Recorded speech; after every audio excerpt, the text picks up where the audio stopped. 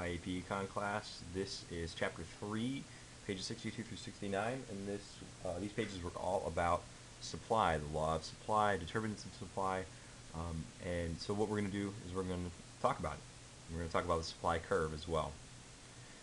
So, as you have previously seen, the law of demand is an inverse relationship between our two values on our axes here, price and quantity. I didn't necessarily go over them in great detail in the last video. Price and quantity are essential for you to write out when you do these supply and demand graphs.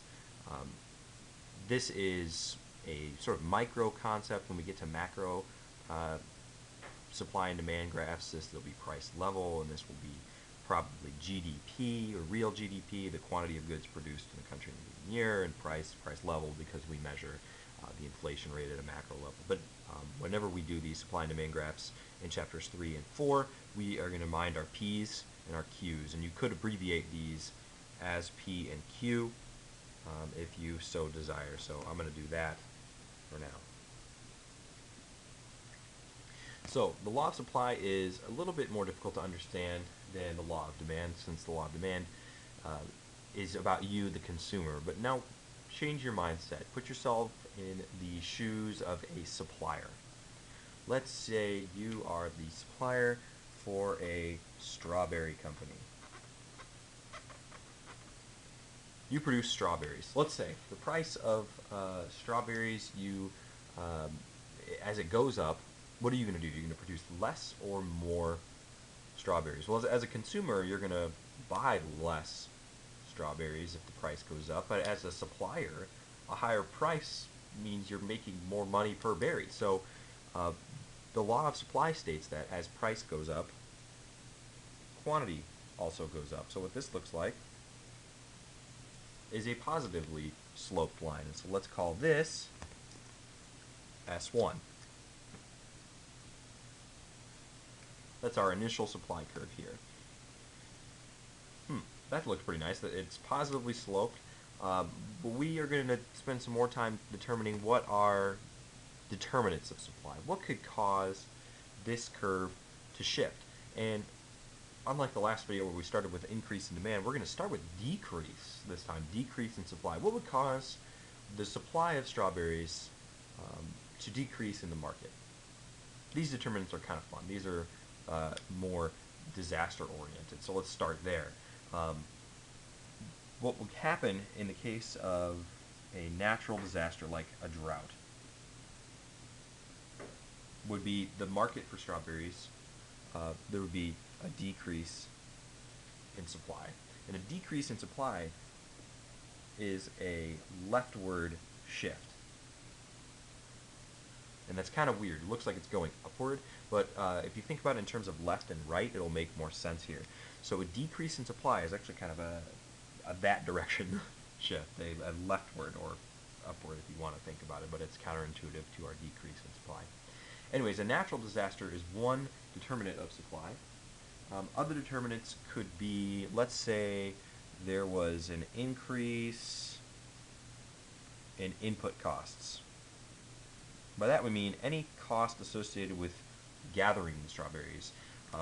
Let's say you hire hand pickers to pick your strawberries, and let's say they banded together to create a union to demand higher wages. That would increase your input costs.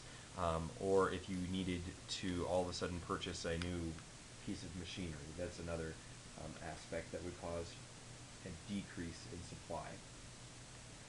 There are plenty of other determinants here, but we are, let's say we're going to spend time with just one more. Let's say this is kind of associated with this one. If there is a decrease in, an increase in your taxes as from your business, that's an input cost.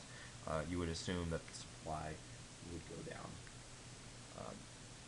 So rather than list all of these, they're on pages 62 through 69. Technology, like let's say there's a decrease in technology, but that is more associated with here.